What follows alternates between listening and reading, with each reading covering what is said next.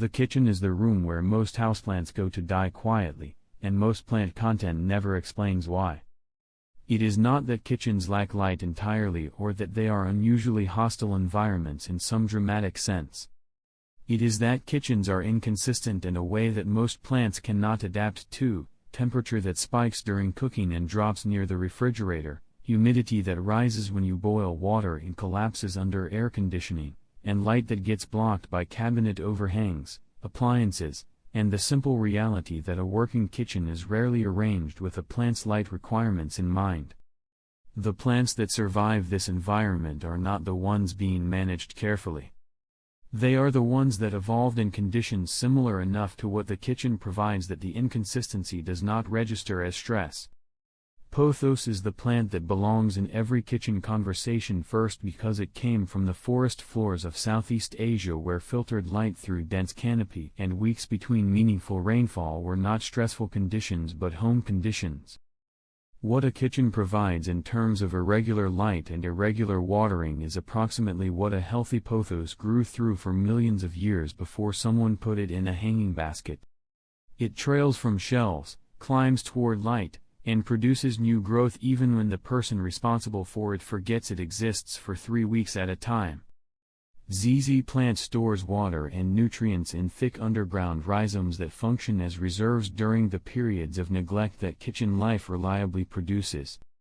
When the soil in its pot dries out completely while someone is traveling or simply too busy to water, the ZZ plant draws from those reserves and continues growing rather than collapsing. The waxy, deep green leaves reflect available light more efficiently than matte-leaved species, extracting energy from light levels that would leave most tropical houseplants unable to sustain photosynthesis at useful rates. Cast iron plant earns its name through a tolerance profile that genuinely defies expectation. Temperature fluctuations between 45 and 85 degrees Fahrenheit, deep shade, irregular watering, low humidity, and the complete absence of fertilization for extended periods are not conditions it tolerates reluctantly. They are conditions it was specifically built for, which makes it the correct choice for the kitchen position that receives the least light, the most temperature variation, and the least consistent care. Snake plant converts the poor air quality that gas burners and cooking processes introduce into indoor air through photosynthesis that operates at night rather than during daylight hours, absorbing carbon dioxide and releasing oxygen during the hours after cooking rather than only during the day. In a working kitchen, this nighttime photosynthesis cycle has practical value beyond ornamental interest. Here is the thing about these plants though: surviving in kitchen conditions and actually growing in them are two entirely different outcomes, and the difference between a pothos that sits there looking vaguely alive and one that produces new leaves weekly is almost entirely nutritional. Indoor plants live in a closed system. The potting medium they were sold in had a certain amount of nutrients at the time of purchase, and every growth cycle since then has drawn from that reserve without replacement. A plant maintaining itself on depleted soil looks like a plant that is barely surviving, because it is.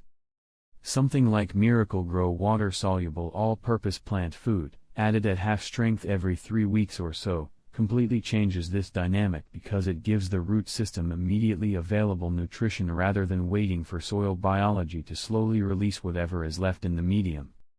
The difference in leaf size, color depth, and growth rate between a fed and unfed pothos in the same light conditions is not subtle.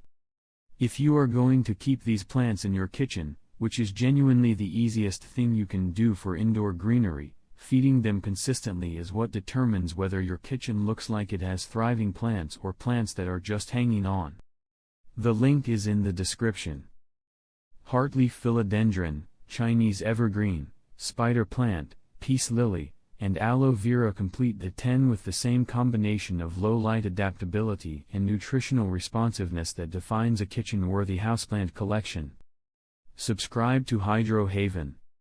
The product links are in the description. See you in the next one.